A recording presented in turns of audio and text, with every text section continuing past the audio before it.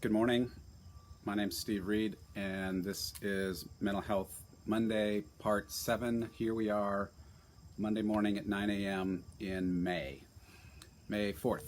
And so I'm going to talk just for a couple minutes to let folks jump on the live feed. And so if you jump on, if you're watching this after live, then feel free to fast forward for a couple minutes. So, the context of where we are today, right? Today is the first day in Orlando that retail stores are open, that restaurants are open, that elective surgery is open. All of those with significant restrictions, but they're open. Things that opened last week, state parks, beaches, all of those things are starting to open up a bit, and that feels really, really good to us, doesn't it? It also is the context that gyms are not open, bars are not open, movie theaters are not open. There's a significant number of things that have been a part of potentially daily life or weekly rhythms that are not there. And so one of the things that we want to explore together is how being kicked out of our rhythms affects us. And we're going to look today at some of the most significant rhythms that we have and what we want to do with them. So as we think about the context here, I want to recognize that this is a beautiful morning, and today I get to make choices. You get to make choices. If we have felt down, then we can make choices. Looking at last week's menu that we put together, we can make choices to not feel down. So as we start here with Mental Health Monday, Part 7, Stepping into Rhythm, I just want to invite you to recognize the biggest context that we're looking at is there are things that are in my control, there are things that are not in my control, and there's the one that is in control of everything. And today we are going to be looking at those things that are in my control, even if I've let them slip out of my control. If I've let them slip out of my control, that's okay, because we're looking at those things that I can control, things that I can't control, and the one that is ultimately in control. So I want to continue to move into those things that I can control. And one of the things that we want to especially be focusing in on today is the reality that it takes energy to not have rhythm in my day. It takes mental energy to decide to do something. It takes more mental energy to decide to do something than to start to do something that's already been decided. Isn't that interesting? It also takes more emotional energy to start something than to move into something that is already a habit. So the reality is, not having daily rhythms costs us. It costs more mentally, it costs more emotionally, and in a context that we might already be fighting, feeling down, we want to take control of some of the things that we can have control of. This is one of them. So we're going to dial into that a little bit. We're going to specifically look at some of the rhythms that make the most difference for us.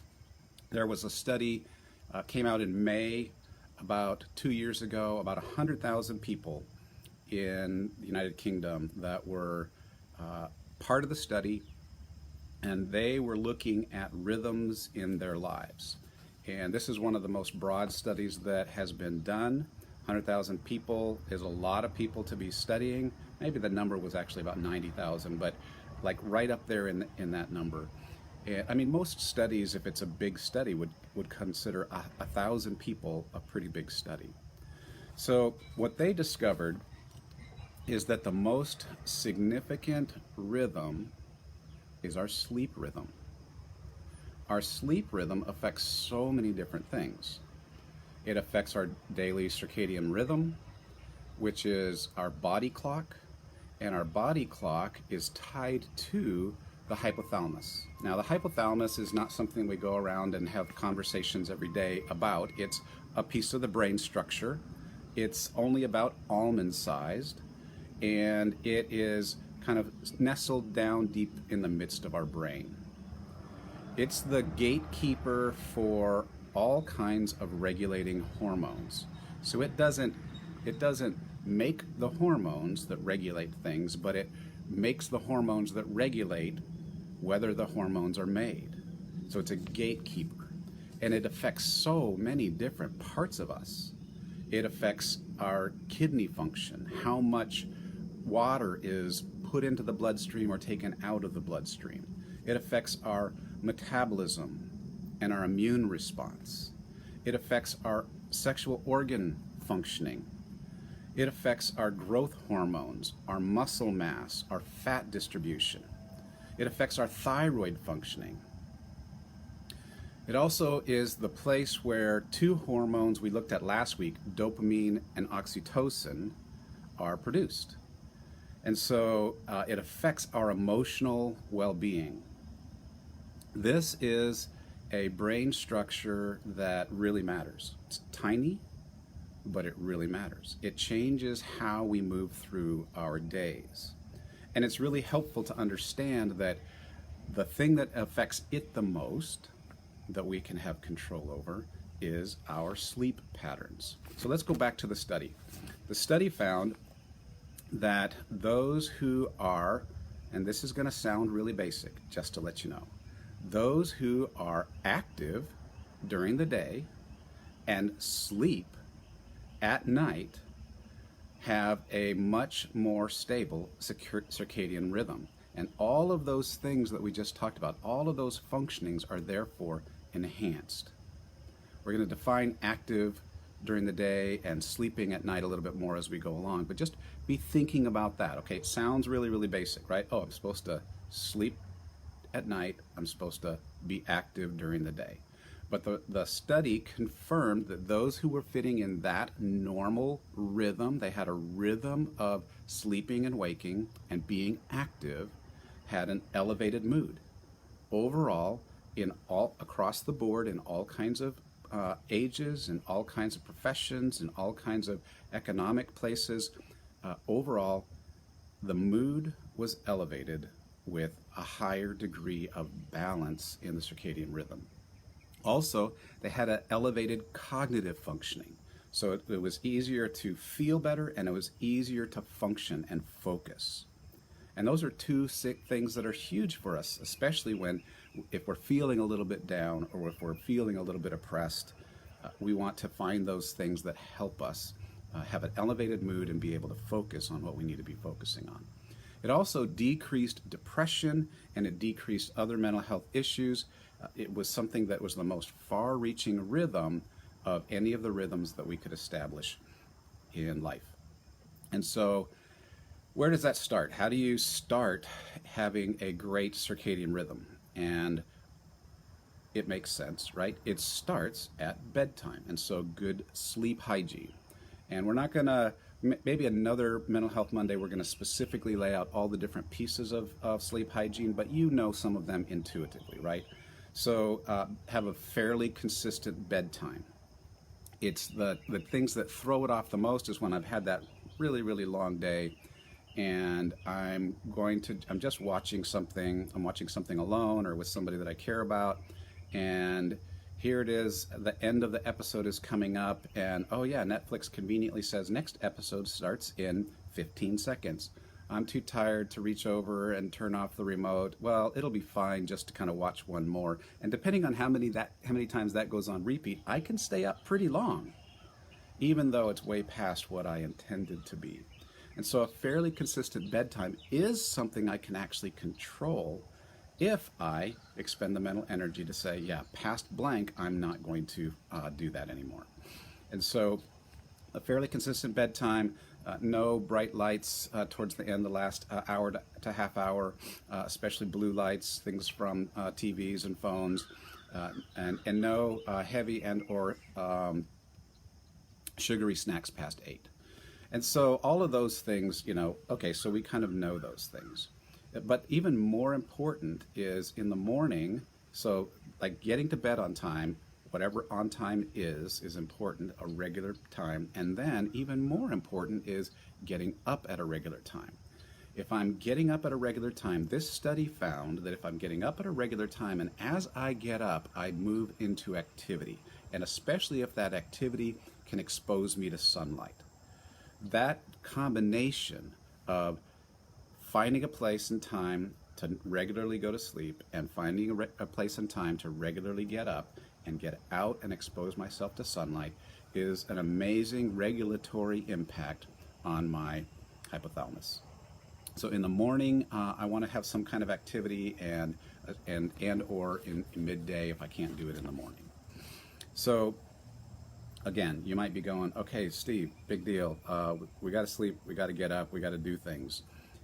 It's helpful to kind of recognize that it's not just that we do those things, but why it's so important. So recognizing the impact on the hypothalamus and how the hypothalamus regulates so many different pieces of our life, our body, this engine in which our brain resides, it's really, really helpful to know that.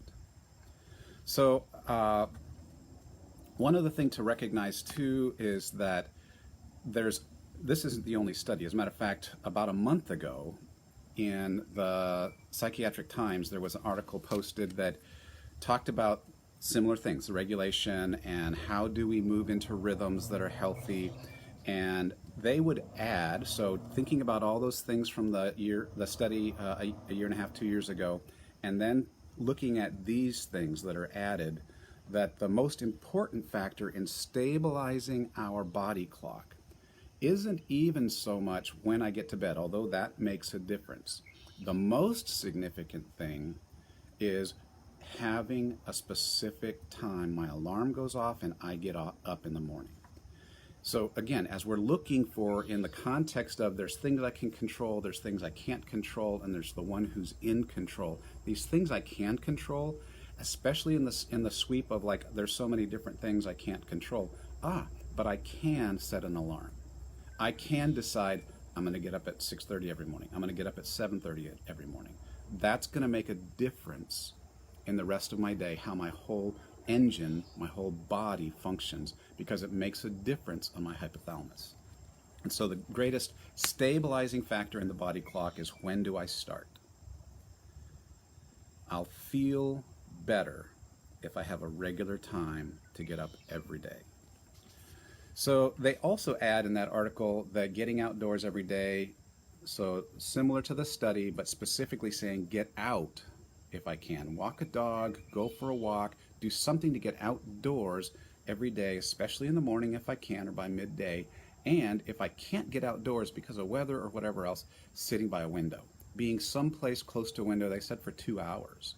And so thinking about, is there a way I can position myself as I'm working where I can see out, where there can be some sunlight. It doesn't actually have to be on me, I just have to be around it. It makes a difference in that circadian rhythm. It makes a difference in my body waking up, being present, being able to dial into today's a day, and I want to jump into it. And so one of the other things that they add is that, okay, so yes, go to sleep, get up, get outside, and they say, okay, so also pick 3 things. Pick any 3 things. You might want to look back at what we talked about last week. We made a menu of 24 different ways we can elevate our brain chemistry. And this article says, pick 3 things. And whatever those 3 things are, put them in your calendar regularly during the day. And they don't have to be crazy things. They can be something as simple as connecting with friends. Okay, at lunchtime, I'm going to make a phone call. Both my friend and I know we're going to talk during lunch. We're going to see each other's faces, or we're just going to be on the phone. We're going to connect. Or after work, by the time we're going to grab a meal together, or we're going to grab a meal individually, but have a Zoom call or FaceTime, connecting. Okay, so something like that on a regular time. I'm going to do that at 5 o'clock every day. I'm going to do that at noon every day. Also, something as basic as cooking. I'm going to cook my meals at home most days. And so what does that, so I get home and I have already purchased the things, and I'm going to spend the next 20 minutes, the next 45 minutes cooking. And there's a piece of something that I enjoy that can be a part of a normal rhythm.